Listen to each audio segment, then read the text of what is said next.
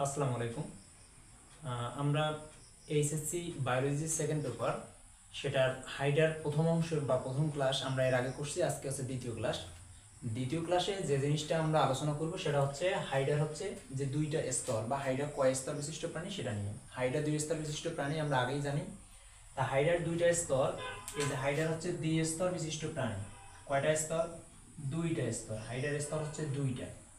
হাইডার স্তর দুইটা। তাহলে হাইডা হচ্ছে দুই স্তর বিশিষ্ট হচ্ছে প্রাণী। তাই এদের এই দুইটা স্তর যে আছে, এই স্তর দুটাকে আমি এইদিকে ভাগ করছি। দেখো দুইটা স্তরের মধ্যে এই যে দুইটাকে স্তর আমি ভাগ করছি, এইটা হচ্ছে হাইডার হচ্ছে কোষ, মানে হাইডার ভিতরের, মানে হাইডাটাকে যদি আমরা দেখি হাইডার হচ্ছে ভিতরের অংশটা। যেমন এরকম যদি আমরা হাইডাটাকে চিন্তা করি, যদি আমরা হাইডাটাকে এরকম করে চিন্তা করি, এরকম যদি হাইডাটাকে আমরা চিন্তা করি, তাহলে এই দিক থেকে এই ভিতরের যে কোষটা, এই জায়গার যে কোষগুলা, সেইটা হচ্ছে এই দিকের অংশটা। আর এই দিকের যে অংশটা সেটা হচ্ছে হাইডার এই যে জায়গা থেকে বাহিরের অংশটা। তা হাইডার দুইটা অংশের একটা হচ্ছে বাহিরের ত্বক বা হচ্ছে বহিত্বক, আর একটা হচ্ছে অন্তত্বক। তাহলে দেখো যেটা অন্ত মানে হচ্ছে ভিতরের ত্বক, আর বাহিরের ত্বক মানে হচ্ছে বহিত্বক, মানে হচ্ছে বাহিরের ত্বক। তাহলে এই যে লেখা আছে বহিত্বক, বহিত্বকের একটা নাম লিখছি আমি এখানে, নাম লিখছি একটোডার্ম। বহিত্বক বা একটোডার্ম। একটোডার্মের আর একটা নাম আছে, এটা হচ্ছে ইংরেজি নামে, একটোডার্মটা হচ্ছে ইংরেজি। এর আর একটা নাম হচ্ছে যে এপিডার্মিস। এপিডার্মিস এর নাম হচ্ছে এপিডার্মিস। এপিডার্মিস। এবং এই হাইডার যে বাহিরের ত্বকটা যেটা আছে অন্তত্বক, অন্তত্বকের একটা নাম লেখা আছে এখানে একটোডার্ম। এই একটোডার্মের আর একটা নাম হচ্ছে গ্যাস্ট্রোডার্মিস। এরকম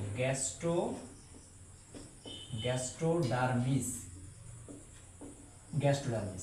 তাহলে হাইডার বাহিরের ত্বক বা এপিডার্মিস, আর ভিতরের ত্বক বা হচ্ছে গ্যাস্ট্রোডার্মিস। গ্যাস্ট্রোডার্মিসের ইংরেজি নাম হচ্ছে এন্ট্রোডার্ম, আর ভিতরের ত্বকের বাহিরের ত্বকের যে ইংরেজি নাম সেটার নাম হচ্ছে একটোডার্ম। এবং এই হাইডার যে দুইটা স্তর, এই বাহিরের স্তর এবং ভিতরের স্তরের মাঝে মাঝে এই মাঝের একটা ফাঁকা অংশ দেখা যাচ্ছে। এই অংশটায় একটা তরল থাকে, যেটা তরল না একবারে। এটার নাম হচ্ছে মেসোগ্লিয়া। এটার নাম কি? এর নাম হচ্ছে মেসোগ্লিয়া। তাহলে হাইডার দ্বিস্তর বিশিষ্ট প্রাণী, বাইরের স্তরকে বলা হবে এপিডার্মিস এবং ভিতরের স্তরকে বলা হবে গ্যাস্ট্রোডার্মিস। তো এপিডার্মিস এবং গ্যাস্ট্রোডার্মিসের মাঝে এক ধরনের তরলের মতো বা জেলির মতো অংশ থাকে, যেটাকে বলা হয় মেসোগ্লিয়া, যা দেখতে জেলির মতো থকথকে। এবং হাইডার যে প্রথম হচ্ছে হাইডার যে দেহপ্রাচীরের কোষগুলা, মানে হাইডার যে দুইটা প্রাচীর, একটা হচ্ছে বাহিরের, একটা হচ্ছে ভিতরের। তা আমরা আগে বাহিরের প্রাচীরটা নিয়ে কথা বলবো। তাহলে হচ্ছে হাইডার দেহপ্রাচীরের কোষ সমূহ, মানে হাইডার দেহপ্রাচীরের কোষগুলো কি কি, সেই কোষগুলো নিয়ে আমরা এখানে কথা বলবো। তাইলে হাইডার কোষ হচ্ছে বাহিরের কোষ। প্রথমত আমরা আলোচনা করছি বাহিরের কোষ। তবে এখানে একটা জিনিস মনে রাখো, এই যে বাহিরের কোষ বা যেটা এই এপিডার্মিস, যেটা এটা 60টা কোষ নিয়ে গঠিত। 60টা কোষ নিয়ে গঠিত। আর যেটা গ্যাস্ট্রোডার্মিস, এই গ্যাস্ট্রোডার্মিসটা হচ্ছে মোটতে 5টা কোষ নিয়ে গঠিত। 5টি কোষ নিয়ে গঠিত। একটা হচ্ছে 60টা কোষ, আর একটা হচ্ছে 5টা কোষ।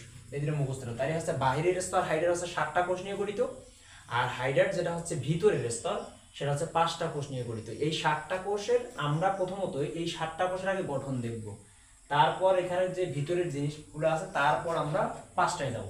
এবার দেখো সর্বপ্রথম আমি যে চিত্রটা আর্ট করছি, এই চিত্রটাকে তোমরা একটু এইভাবে মিলে মিলে আর্ট করার চেষ্টা করবে। ঠিক এইভাবে মিলে মিলে চেষ্টা করবে আর্ট করার। তাহলে এইখানে একটা জিনিস দেখো, যে এই হাইডার এই বাহিরের একটা বড় একটা প্রাচীর দিছি আমি এরকম, এই যে ফুলের মতো অংশটা অনেক বড় আর্ট করছি। এটা হচ্ছে পেশিকে আবরণ করে আছে, এই জন্য আমরা নাম দিচ্ছি পেশি আবরণী কোষ। এটা হচ্ছে 1 নম্বর কোষ। এটা হচ্ছে হাইডার বাহিরের কোষ প্রাচীরের যে বাহিরের অংশ, বাহিরের অংশের 1 নাম্বার যেটা, এটা হচ্ছে পেশি আবরণী কোষ।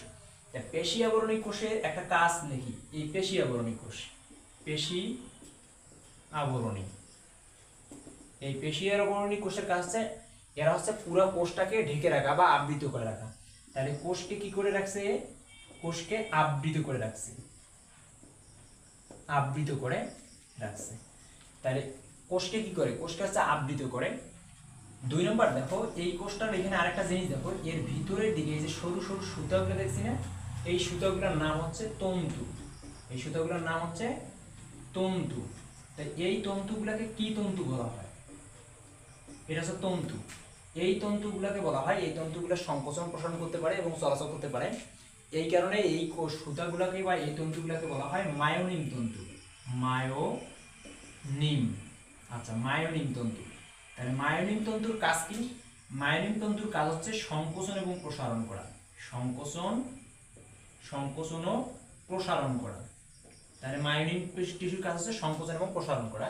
তারপরে দেখো, এই প্রথম পেশি আবরণী কোষের এই মাঝখানে যে ফাঁকাগুলো আছে, এই যে বৃত্তের মতো কিছু অংশ দিছি, এই বৃত্তের মতো অংশগুলোকে দেখতে এর নাম হচ্ছে ইন্টারস্টিশিয়াল কোষ। এটা হচ্ছে 2 নম্বর কোষ, এই যে ইন্টারস্টিশিয়াল কোষ। আচ্ছা, এই 2 নম্বর যে কোষটা ইন্টারস্টিশিয়াল কোষ, এই ইন্টারস্টিশিয়াল কোষের একটা কাজ দেখি। ইন্টারস্টিশিয়াল কোষ, এই ইন্টারস্টিশিয়াল কোষের কাজ হচ্ছে পুনরুৎপত্তির ক্ষমতা। পুনরুৎপত্তি।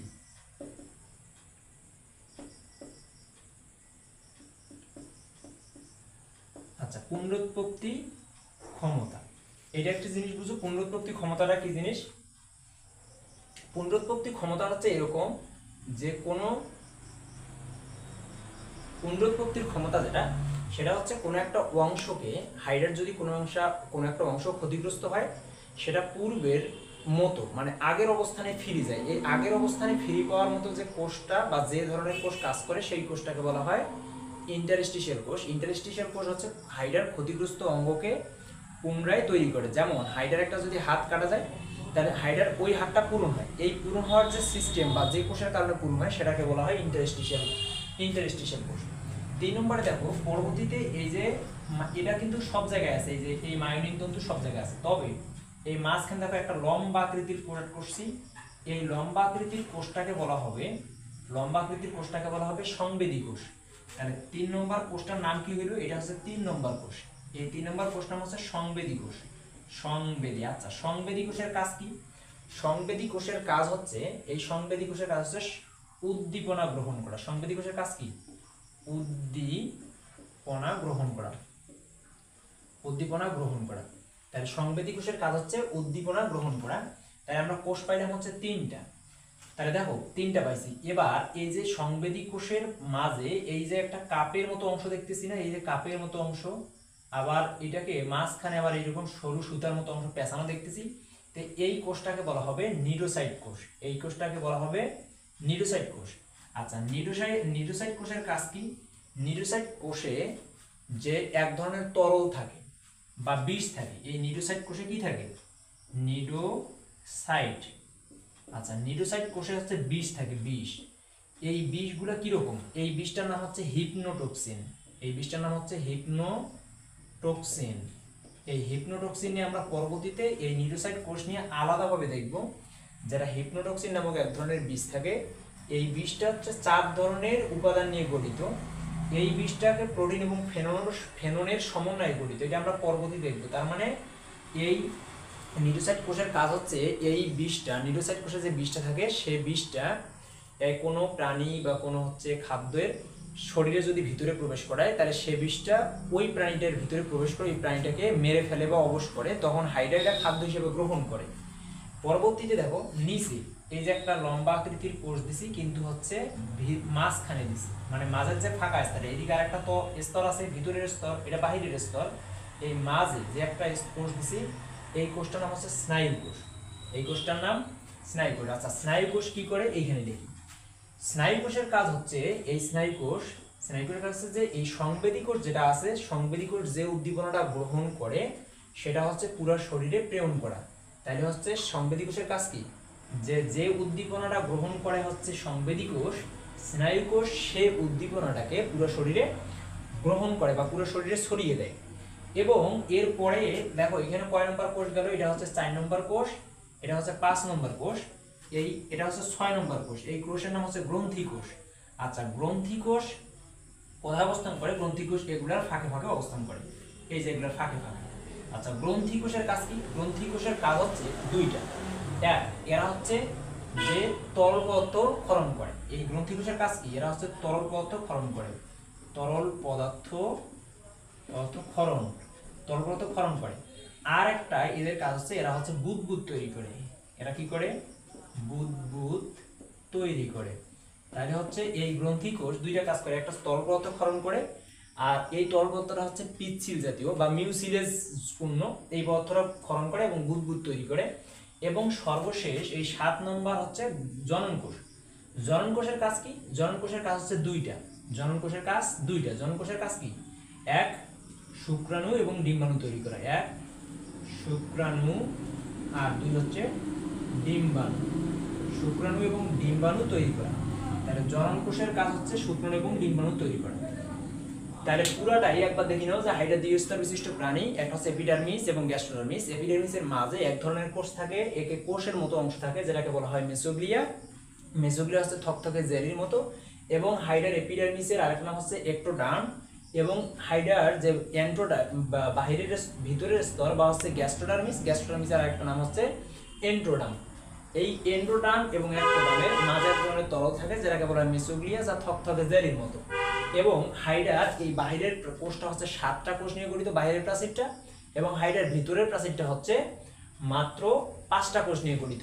তা হাইডার বাহিরের প্রাচীরে যে 7টা কোষ নিয়ে গঠিত এখানে আলোচনা করা আছে। 1 নম্বর, হাইডার বাহিরের আবরণটাকে বলা হয় পেশী আবরণী কোষ। পেশী আবরণী কোষ হচ্ছে পেশীকে আবরণ করে আছে। এই আবরণী কোষের ভিতরে এক ধরনের তন্তু দেখা যায় বা সরু সুতা দেখা যায়, এদেরকে বলা হয় মায়োনিক তন্তু। মায়োনিক তন্তুর কাজ হচ্ছে সংকোচন করা এবং প্রসারণ করা দেহকে। হাইডা এই কোষের কারণে সংকোচন এবং প্রসারণ হতে পারে।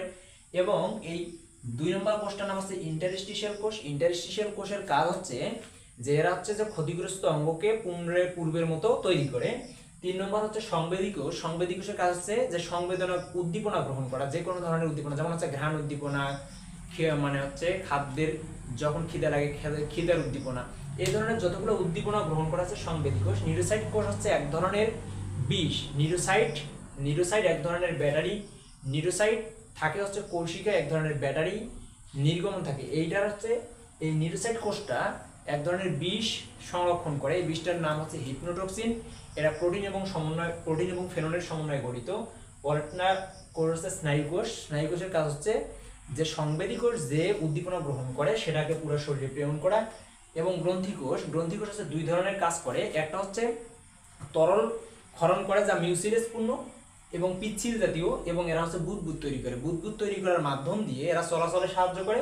এবং জনন কোষের কাজ হচ্ছে শুক্রাণু তৈরি করা এবং ডিম্বাণু তৈরি করা।